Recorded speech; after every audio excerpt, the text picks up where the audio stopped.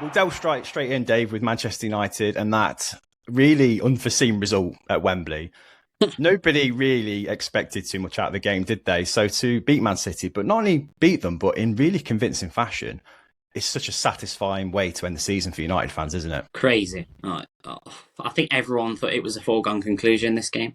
And I think that's what makes it all the sweeter this time round, that they've managed to prove the doubters wrong. What a performance, and just where that's come from. Where's that team been all season? The quality of some of the performances, but collectively, it was a great performance from the whole team. Yeah, that's what I'm trying to get my head around, because tactically, we know what United can do at their worst, don't we? And this was every single player at their best. And we questioned, didn't we, Myles, at the start of the game, and looked at the lineup and saw a lack of striker there. And we were like, that's a kind of an odd formation he's playing. But in hindsight, I guess not playing that forward and having that focal point really confused City's defence a little bit. And it allowed United to play that like free-flowing counter-attack that we kind of hoped we'd see from a Ten Hag side all season, but never really did. And it was almost like peak counter-attacking United in some ways, wasn't it? Defended really organised and just sucker-punched City twice. Yeah, and it's interesting because there's a lot of people that would talk about how counter-attacking seems like a dangerous style for United to play, because the majority of teams will play Man United and give them too much respect and give them most of the ball. So consistently, it's been quite hard for United to get that style right. But in this game, they definitely did. And I think it's because the individual performances were all spot on. Like, we talked about someone like Amrabat, who looked completely out of his depth for most of the season and the shadow of the player that United tried to sign. And he controlled the game here alongside Mainu. It was huge. And then obviously having Martinez and Varane back together as well meant that United had that sturdy base, allowing them to counter effectively when they did transition quite quickly. And yeah, you're right. The lack of a centre forward even seemed quite surprising. But what it did enable was just Rashford and Garnacho to stretch City as wide as they could, and allowed Fernandes and Mainu to actually get further forward and create more, which was really effective, actually, particularly in the first half. They obviously went out to try and kill the game early, and it worked excellently for them.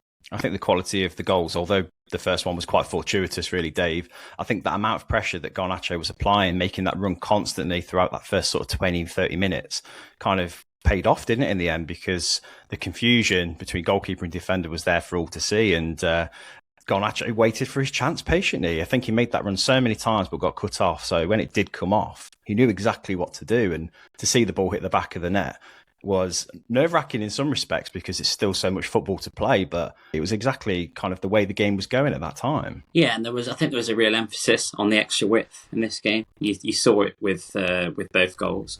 Particularly the second one. Obviously, that beautiful ball from Rashford really stretched that Man City defence. And, there were multiple times Garnacho almost seemed like he was hugging the touchline a little bit more than what he usually does. But then, because of that system that we played with the false nine, it kind of brought the extra midfielder into play, which we saw, obviously, Mainu finishing that move off beautifully with the second goal. It seems like it gave them a little bit more freedom, in a way, out of possession when we were behind the ball. It felt like we did have that little bit more solidity than probably we usually would. And it almost feels a little bit similar, actually, to when Solskjaer was at the club and we were playing more as a counter-attacking team. This game felt like we'd been coaching for this moment all week. Like, we'd really worked hard to get that shape right. Why wasn't that the case in any other game, regardless of who he was putting out on the pitch? And I think that's the question that Alan Shearer was frustrated about. Like, this was a great game to watch United match the opposition with the right approach. All it took was some coaching. Why wasn't that present before? And I get why Ten Hag was spiky, but it does raise questions about his tactical ability, his in-game management and things like that I think have been answered with this game. But is it too little too late for you, Dave? Are you Ten Hag out at this point? How do you feel? I'm neither here or there, to be honest, because I don't really know Give what us the answer an opinion. On the fence. I don't know what the answer is. I think,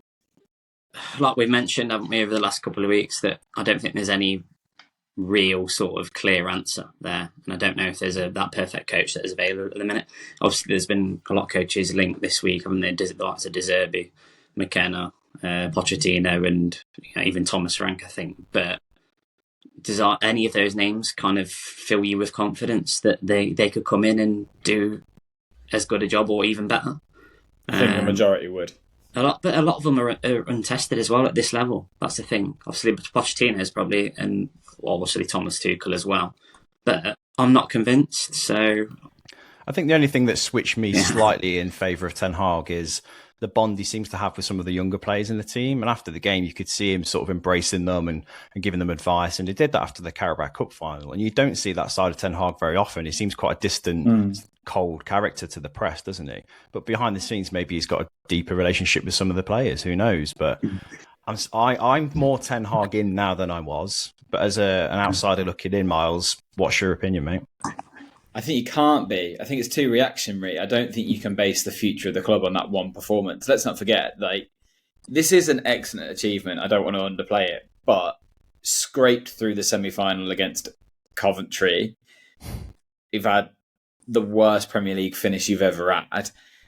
There's nothing in it that tells me that Ten Hag knows how to take this team forward. And I think there are people available now that I think would do a better job. I think as soon as Pochettino became available, United have had interest in him before. I think he's a better coach than Ten Hag. I think you could make progress there. It's not necessarily the elite level that will catch you up with Man City, but it's definitely a step in the right direction because that manager doesn't seem to exist right now. I'm not really sure who would take you much further. I think if it had been the likes of McKenna, that's too soon. And obviously, it looks like now he's going to sign a new deal with Ipswich, which is, I think, excellent. I think really smart from him and great for Ipswich coming up. And I think for Man United now, it gives them time to assess him a bit further at a higher level and whether he does have the potential to kick on even further. So if they do want to watch him and give Ten Hag another year, fine. But then you're admitting that you're basically writing off another year, I think, if you keep him.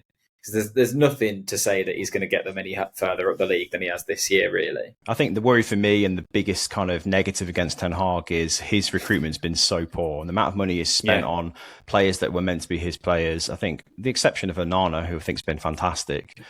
Anthony for a start. I can't see Anthony getting in the team again, especially if Ten Hag goes. No. Mason Mount is still obviously a question mark for me. We spent big money on him. We needed centre backs in the summer. Clearly, that's obvious now, and I just think that was misguided of him to kind of insist on his players when there was such obvious gaps in the team. So I think he's got that massively wrong.